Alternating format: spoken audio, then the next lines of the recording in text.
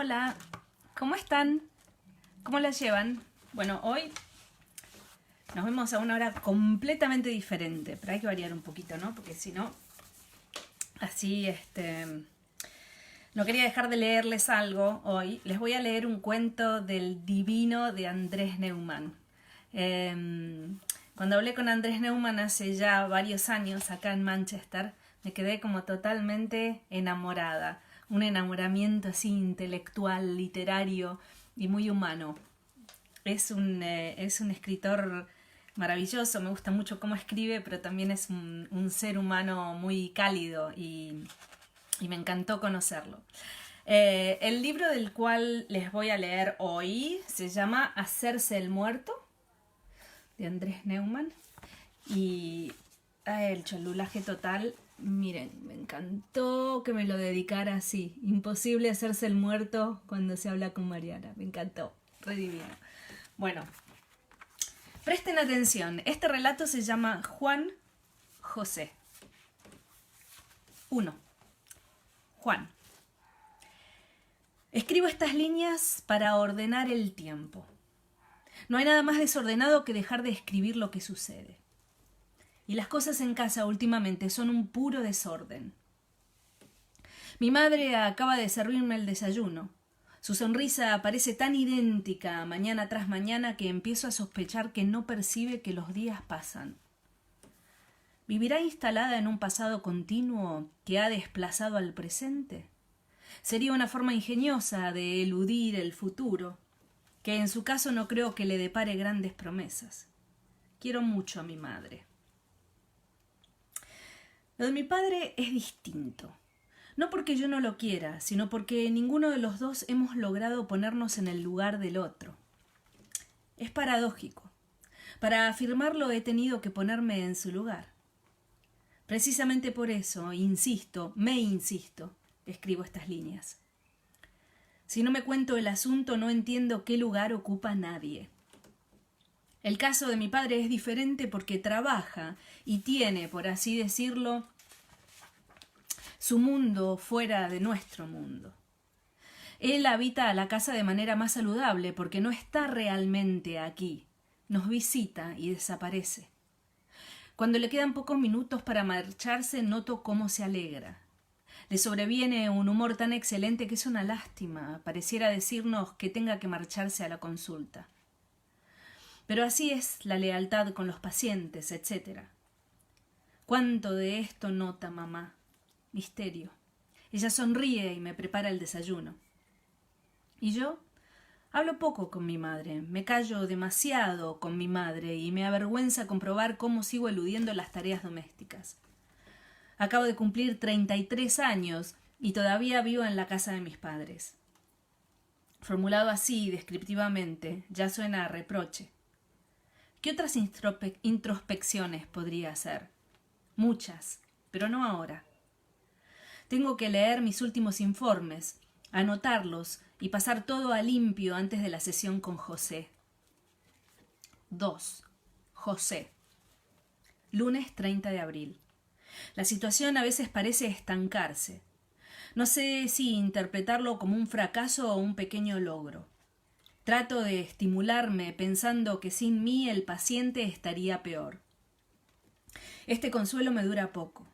Lo que tardo en decirme que otros con más experiencia que yo habrían conseguido progresos quizá mayores. Juan continúa empeñado en comportarse como si sus padres estuvieran vivos. Así de simple y así de aterrador. Para él siguen ahí, nada ha cambiado en su casa. De vez en cuando intento refutarle cuidadosamente esa impresión. Por lo general, me limito a escucharlo esperando alguna reacción por su parte. Cuando se contradice en este asunto, intento mirarlo expresivamente. Él interpreta que le doy la razón. No hay muchos consejos para darle a alguien que se ha quedado huérfano. Pero uno de ellos es evidente, y se lo dejo caer de vez en cuando. Hace tiempo que Juan debería haberse mudado. Abandonar ese lugar y lo que representa su mobiliario de memoria. Como define Bachelard, hay lugares que son un tiempo. Eso le ocurre a Juan. No cambia de lugar y su tiempo no transcurre. Pese a la derivación patológica, me doy cuenta de que su conflicto no difiere esencialmente del paradigma habitual. Digamos que ante un dolor normal, él ha reaccionado de forma anómala. O ni siquiera ha reaccionado de forma clásica, pero extremando tanto todos los procesos que ha acabado enfermando. Lo que más lamento es que Juan se encontraba ante la ocasión de resolver 2 conflictos con un solo movimiento. Ya pasa de los 30. Vive en la misma casa donde lo criaron sus padres, y su sueldo bastaría para una persona sola. Vale decir que si lograse dar el paso de mudarse, derrotaría juntos a sus 2 mayores fantasmas, la emancipación y el duelo. Aferrándose a la casa familiar, Juan no solo se aferra a figuras ausentes, sino a una identidad regresiva que funciona como un espacio, un hábitat, y teme, si sale, quedar a la intemperie. 3. Juan. Debo admitir que por momentos el cuadro clínico me desborda. En los años que llevo ejerciendo, no muchos, pero sí muy intensos, jamás me había visto implicado en una dinámica parecida. El paciente insiste en preguntar una y otra vez por mis propios parientes, en interrogarme acerca de sus edades, hábitos, estados de salud, vínculos familiares, etc. Durante las últimas sesiones, José indaga, yo lo dejo creer que indaga, en las vulnerabilidades de mis padres, obsesionado como se encuentra por la pérdida de los suyos. Es como si, transferencialmente, José necesitara repartir el peso de su orfandad con su interlocutor. A través de esta extraña proyección, el paciente ha conseguido visualizar más claramente sus propios traumas y analizarlos con cierta imparcialidad. Gracias a la información indirecta que voy dándole acerca de mí mismo, él a su vez va respondiéndome con mayor lucidez. Ignoro hasta qué punto esta estrategia es admisible, pero desde que procedo así con él, los resultados mejoran. Al enfocar presuntamente las sesiones a partir de mi circunstancia y no de la suya, José se vuelve más colaborador, abandonando su actitud defensiva para incluso mostrarse autocrítico. Es obvio que esta autocrítica nace limitada al apoyarse en un malentendido de base. Aunque en la praxis comunicativa los síntomas parezcan positivos, no dejo de plantearme si en este intercambio de papeles el paciente encuentra una vía catártica o un pretexto inteligente para delegar responsabilidades. Se supone que yo debería ser capaz de calibrar estas ambigüedades, pero ahí reconozco mis limitaciones. Metodológicamente no es difícil jugar el juego de José. He aprendido a hacerlo. Tomo nota mental de los comentarios del paciente mientras le hablo en primera persona de los problemas que lo aquejan a él. Me pregunto en qué fase del juego podré invertir el tablero y mostrarle el auténtico estado de las piezas.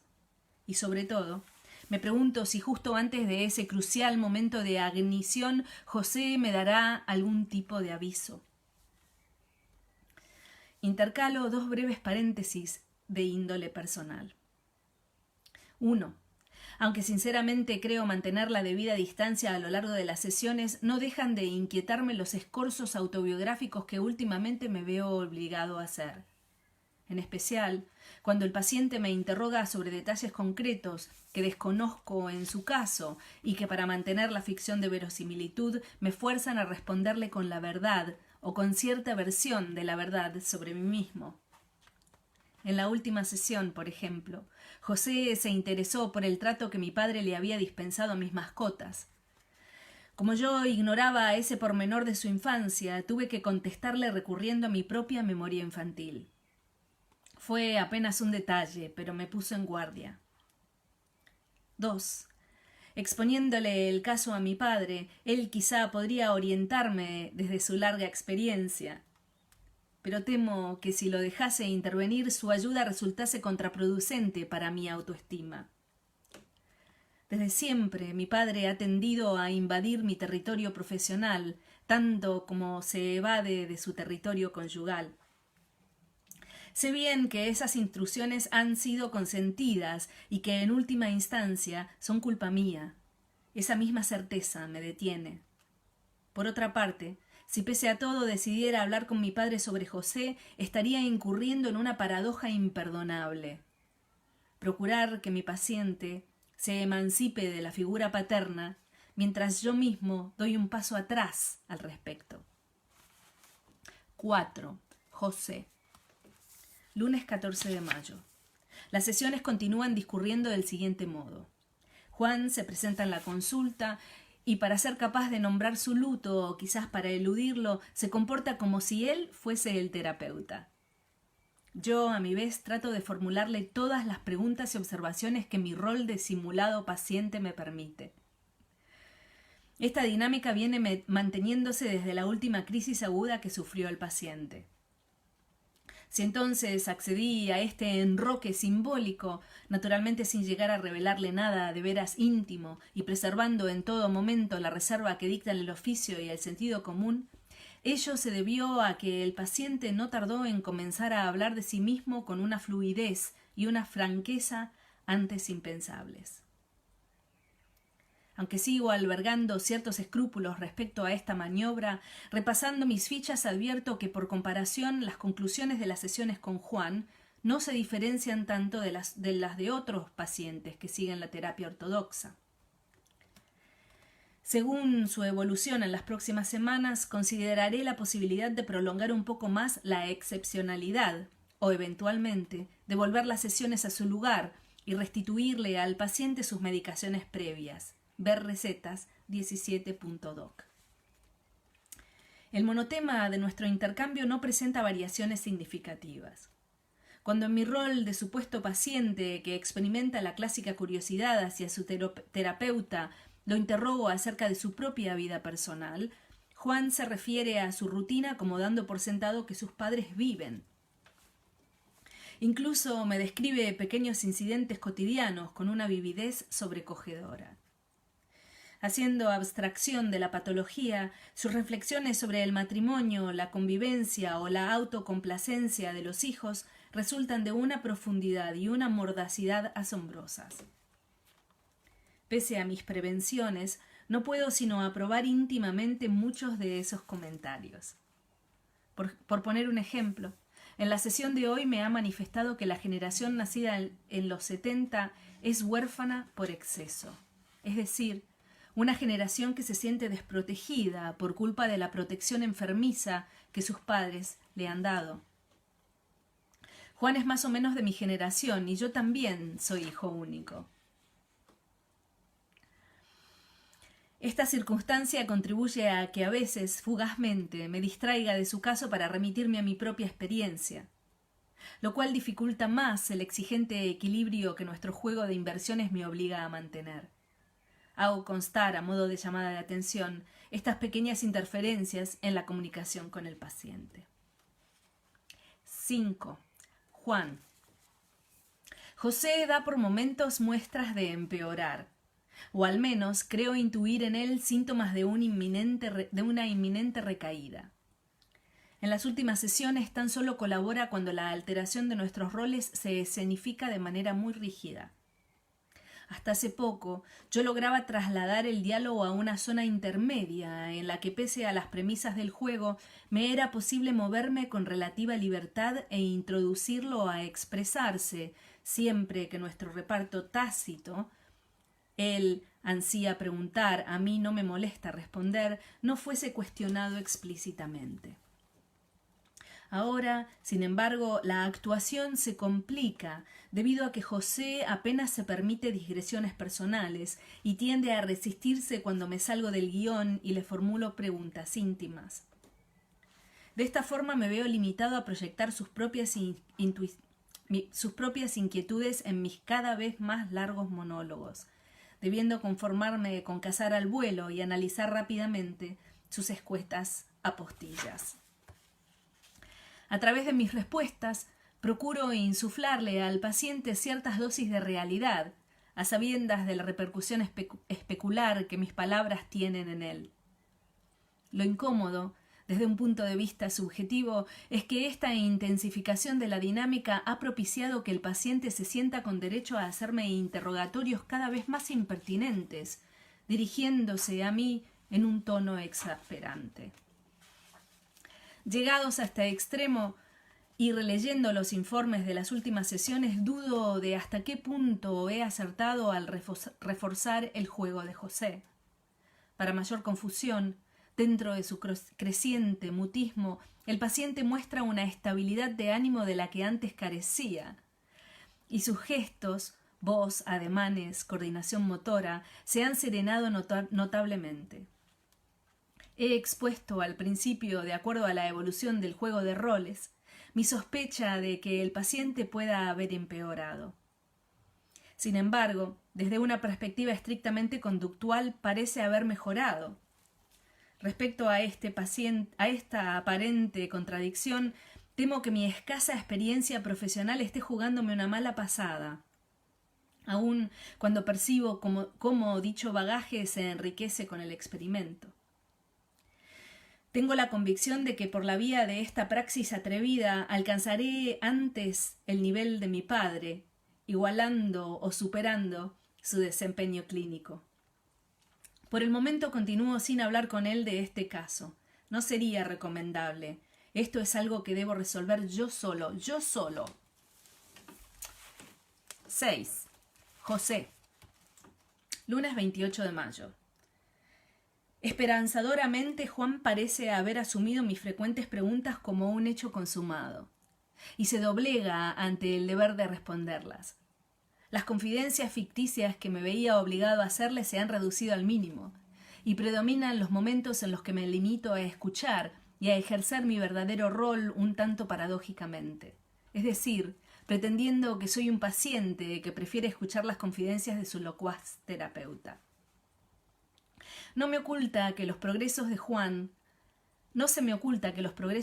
resultan más bien tortuosos, de una complejidad y sutileza que no dejan de sorprenderme. El paciente ya no solo finge que es él quien en teoría me trata a mí, sino que ahora simula consentir a regañadientes mis preguntas. Con regularidad me comunica agresivamente su disgusto o expresa su malestar ante estos cuestionarios. En otras palabras, Juan parece en vías de superar una zona de su antiguo conflicto, pero a condición de inaugurar entre nosotros uno nuevo, el cual confío que sea provisional, una especie de dolor andamio. Mientras tanto, el paciente habla menos de la presencia objetiva de sus padres en la casa y evoca más sus figuras en sí, centrándose en el significado emocional que han tenido para él. Son, como digo, síntomas positivos. Lo único que enturbia un tanto este fundado optimismo es que después de muchos meses cedí a la tentación y telefoneé a mi padre para hablarle de Juan, sin duda el paciente más intrincado de cuantos he tenido ocasión de tratar. Quizá yo no estuviera buscando su parecer profesional tanto como su aprobación paterna. Es posible. La cuestión es que esta tarde, al salir de la consulta, he llamado a mi padre para hablarle del caso. Y para mi decepción, él me ha desaconsejado enérgicamente continuar con el juego de inversiones y ha opinado que convendría derivarlo con urgencia a otro colega. Esto, aunque no debiera, me crea nuevas dudas respecto a mi actuación con Juan. No sé para qué le habré sacado el tema a mi padre, si ya conozco bien cómo terminan nuestras discusiones, siempre tratando de quedar por encima de mí él. Al regresar a casa, se lo he contado a mamá, como de costumbre. Ella no ha dicho nada. Eso fue Juan José, de Andrés Neumann. A ver cómo resuelven este relato. Lo primero que me gustaría escuchar, lo primero que me gustaría saber de ustedes es cómo reaccionan, la primera reacción a este relato. Si pueden capturar esa palabra que describe esta reacción que están teniendo en este preciso momento, por favor compártanmela en los comentarios. Este es un relato de esos que te hace explotar la cabeza, pero es fascinante. Juan José, de Andrés Neumann. Es uno de los relatos que he compartido con muchos de mis grupos, tanto en la versión original, Juan José, como en la versión traducida al inglés,